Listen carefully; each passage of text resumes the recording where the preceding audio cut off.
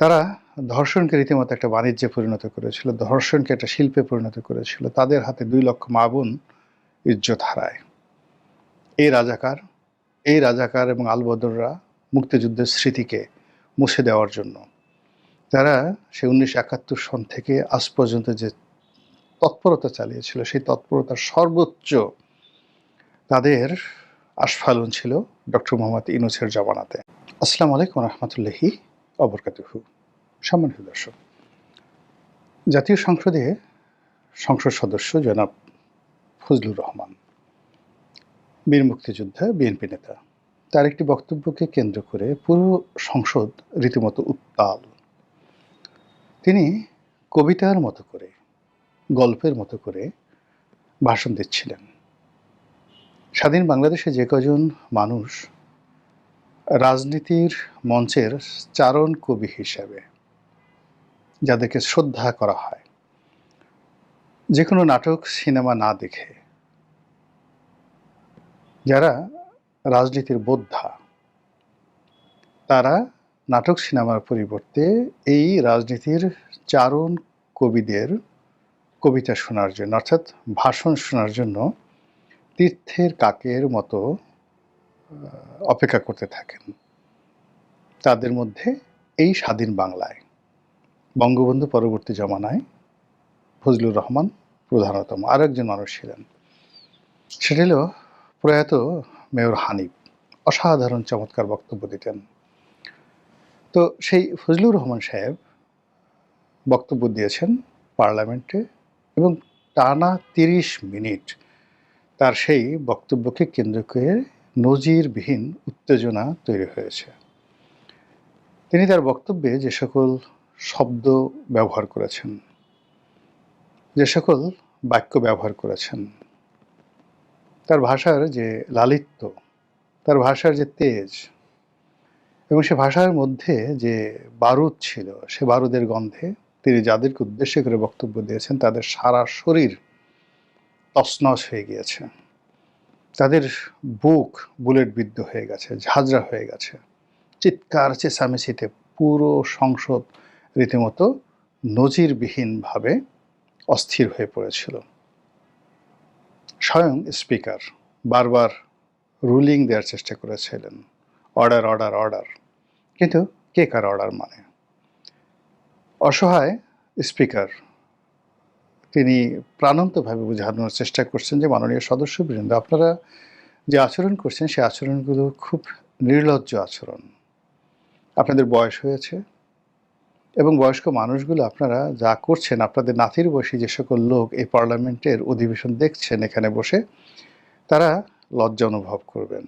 আর এই অনুষ্ঠান যেহেতু সারা বাংলাদেশে লাইভ টেলিকাস্ট হচ্ছে, দেশের প্রতিটি মানুষ দেখছে এবং আপনাদের সম্পর্কে খুবই খারাপ ধারণা পোষণ করছে, কিন্তু তারপরেও তারা থামছিল না। ফলে ফজলুর রহমান সাহেবকে কিছুক্ষণ বসিয়ে পরিস্থিতি সামাল দিয়ে আবার তাকে বক্তব্য দিতে বলা হলো। ফজলুর রহমান সাহেব কী বলেছিলেন বা তারই বক্তব্য নিয়ে কেন এত উত্তেজনা ছড়িয়ে পড়ল? ফজলুর রহমান বলছিলেন যে আমাদের দেশে একটা মুক্তিযুদ্ধ হয়েছিল, আমরা মুক্তিযুদ্ধ করেছিলাম। তিনি বলছিলেন যে সেই মুক্তিযুদ্ধের সময় রাজাকার ছিল, আলবদর ছিল, আসাম ছিল, যারা আমার প্রিয় মাতৃভূমিকে তছনছ করে দিয়েছিল এবং আমরা যখন যুদ্ধ করেছি তখন তারা আমাদের বুকে গুলি চালিয়েছিল, আমাদের মা বোনকে ধরে নিয়ে পাকিস্তানিদের হানাদারদের কাছে তারা বিক্রি করেছিল। তারা ধর্ষণকে রীতিমতো একটা বাণিজ্যে পরিণত করেছিল, ধর্ষণকে একটা শিল্পে পরিণত করেছিল। তাদের হাতে ২ লক্ষ মা বোন ইজ্জত হারায়। এই রাজাকার এবং আলবদররা মুক্তিযুদ্ধের স্মৃতিকে মুছে দেওয়ার জন্য তারা সে ১৯৭১ সন থেকে আজ পর্যন্ত যে তৎপরতা চালিয়েছিল, সেই তৎপরতার সর্বোচ্চ তাদের আস্ফালন ছিল ডক্টর মোহাম্মদ ইউনূসের জমানাতে।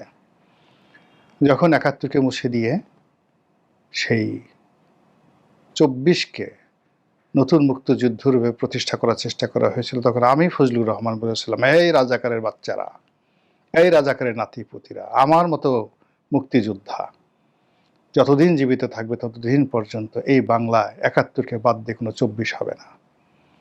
এই কথা বলার সঙ্গে সঙ্গে তিনি এই কথা বলার সঙ্গে সঙ্গে অপোজিশন বেঞ্চ থেকে জামাতের যারা সদস্য ছিলেন পাগলের মতো আচরণ শুরু করলেন। রীতিমতো লম্ফ ঝম্প যা করার সবকিছু করা শুরু করলেন। রাজনীতির চারণ কবি তখন আবার বললেন, এই বাংলার ফুলের বাগানে কেবল জুঁই চামেলি শেফালি বকুল ফুটে না, এখানে রক্ত গোলাপ এবং রক্ত জবা উনি বলেনি, আমি আমার মতো করে বলছি, ওনার মতো করে ওখানে বলছেন, এই বাগানে, এদেশের ফুলের বাগানে রক্ত গোলাপ এবং রক্ত জবা ফোটে। এই বাংলার আনাচে কানাচে বনে বাদারে শুধু কোকিল গান গায় না, এখানে রয়্যাল বেঙ্গল টাইগার হুঙ্কার দেয়। এই বাংলাদেশে যতদিন এই বাংলার ভূখণ্ড রয়েছে, যত রাজাঘাট থাকুক না কেন, এই বাংলাকে ভালোবাসার যে মানুষ মুক্তিযোদ্ধারা আছে, যতদিন পর্যন্ত এই বাংলায় মুক্তিযুদ্ধ থাকবে, মুক্তিযুদ্ধের ইতিহাস থাকবে, মুক্তিযোদ্ধারা থাকবে, তারা কোনো দিন এই বাংলায় রাজাকারের শাসন কায়েম হবে না। তিনি স্মরণ করে দেন যে নির্বাচনের আগে যখন রব উঠেছিল যে এইবার রাজাকাররা সরকার গঠন করবে, রাজাকাররা জয়ী হবে, তিনি বললেন, যদি তাই হয় আমি ফজলুর রহমান, আমি বিষ খেয়ে আত্মহত্যা করব। আল্লাহ আমার দোয়া কবুল করেছে। এর কারণ হলো এই বাংলায় রাজাকাররা কখনো বিজয়ী হবে না। যেভাবে তারা বিজয়ী হয়নি ব্রিটিশ আমলে, যেভাবে তারা বিজয়ী হয়নি 1971 সনে, যেভাবে তারা বিজয়ী হয়নি 75 থেকেও তার পরবর্তী বহু সন্ধিক্ষণে, একইভাবে 2026 সনে তারা বিজয়ী হয়নি। এরকম বুলেটের মতো তিনি বক্তব্য দিচ্ছিলেন। তিনি জামাতের প্রধানকে তিনি বলার চেষ্টা করছিলেন টার্গেট করে, আমি জামাতের আমিরকে অত্যন্ত সম্মান করি। ফজলুর রহমানের বক্তব্য, তার সফেদ দাড়ি, বয়স্ক মানুষ, দেখতে মুরব্বী মনে হলো, তিনি আমার চেয়ে বয়সে কম করে হলেও 10 বছরের ছোট। আমি তাকে সম্মান করি, মর্যাদা দেই, কিন্তু তার যারা লোকজন তারা আমাকে সম্মান করে না, তারা আমাকে ফজা পাগলা বলে ডাকে। এই যে গ্লানি, এই যে আত্মগ্লানি, এই যে বেদনা, এই যে কষ্ট, একজন মুক্তিযোদ্ধাকে, একটি মুক্তিযুদ্ধকে কলঙ্কিত করার যে প্রয়াস, এটা মূলত মুক্তিযুদ্ধকে শেষ করে দেওয়ার জন্য। এর কারণ হলো সেই যে উইনস্টন চার্চিলের বিখ্যাত কথা যে তুমি যদি কুকুরটিকে মেরে ফেলতে চাও তবে তাকে একটা খারাপ নাম দাও। যখন ফজলুর রহমানকে ফজা পাগলা বলা হলো আওয়ামী লীগের এজেন্ট, শেখ হাসিনার এজেন্ট, মুক্তিযুদ্ধের নাম করে বিএনপিকে শেষ করে দিচ্ছে, এর মতো লোক বিএনপিতে যদি থাকে বিএনপি তছনছ হয়ে যাবে।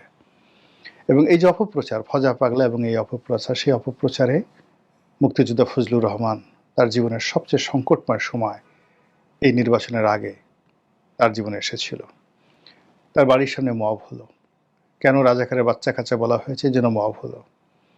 অকথ্য ভাষায় তাকে গালাগাল দেওয়া হলো, তার পরিবারকে গৃহবন্দী করে রাখা হলো এবং তাকে তুইতুকারি করে ঘর থেকে নাম যে মব লেলিয়ে দেওয়া হয়েছিল। এই রাজাকার আলবদরদের যে শক্তি, সেই শক্তির যারা প্রতিভূ তারা এই কাজটা করেছিল। আর বিএনপি সেদিন চোখ বুজেছিল কিংবা অসহায় ছিল, অথবা তারা রাজাকারদের দ্বারা ইনফ্লুয়েন্স হয়েছিল, ফলে এই বীর মুক্তিযোদ্ধাকে তারা অপমান করলো। তো তারা যখন অপমান করলো, তাকে দল থেকে বহিষ্কার করলো এবং পরিস্থিতি এমন দাঁড়ালো যে এই ভদ্রলোক জনাব ফজলুর রহমান যে দলের মনোনয়ন পাবেন, নির্বাচন করবেন কিংবা আজীবন বিএনপি থেকে বহিষ্কৃত থাকবেন কিনা, এরকম যখন সন্দেহ চলছিল, ঠিক সেই সময়টাতে রাজাকার আলবদর আশামসদের যে গুপ্ত তৎপরতা, তাদের যে মুনাফিকি, তাদের যে বিশ্বাসঘাতকতা, তাদের যে ঔদাত্যতা, এইটা বিএনপির হাইকমান্ড বুঝতে পারে। হাইকমান্ড বুঝতে পারার পরে তারা চিন্তা করলো যে এদের সাথে থাকা যাবে না। তখন তারা আবার ফজলুর রহমানকে কাছে ডেকে নেন, তাকে মনোনয়ন দেন। যদিও তাকে মন্ত্রী করা হয়নি, কিন্তু তাকে সম্মান দেওয়া হয়েছে। সেই ফজলুর রহমান জাতীয় সংসদে বক্তব্য দিয়েছেন। সে কি বক্তব্য! এবং এই বক্তব্য যতদিন পর্যন্ত দিতে থাকবে ফজলুর রহমান কিংবা তার সন্তানেরা কিংবা তার ভাইয়েরা কিংবা তার পরবর্তী প্রজন্ম, যারা এই মুক্তিযুদ্ধকে নিয়ে কবিতা রচনা করবে এবং সেই কবিতা এইখানে রমনার ঊর্ধ্বমুখী কৃষ্ণচূড়ার তলায় যেখানে আগুনের ফুলকির মতো এখানে ওখানে জ্বলছে অসংখ্য রক্তের ছাপ, আমি সেখানে কাঁদতে আসিনি। আজ আমি শোকে বিহ্বল নই, আজ আমি ক্রোধে উন্মত্ত। এইরকম কবিতা যখন যারা বলতে থাকবে, সঙ্গে সঙ্গে রাজাকারদের যে অন্তরাত্মা, সেখানে কম্পন তৈরি হবে। আর সেই কম্পনের একটু মহড়া আমরা জাতীয় সংসদে দেখলাম। মহান আল্লাহ আমাদের সবাইকে হেদায়েত দান করুন এবং হেফাজত করুন। আসসালামু আলাইকুম ওয়া রাহমাতুল্লাহি ওয়া বারাকাতুহু।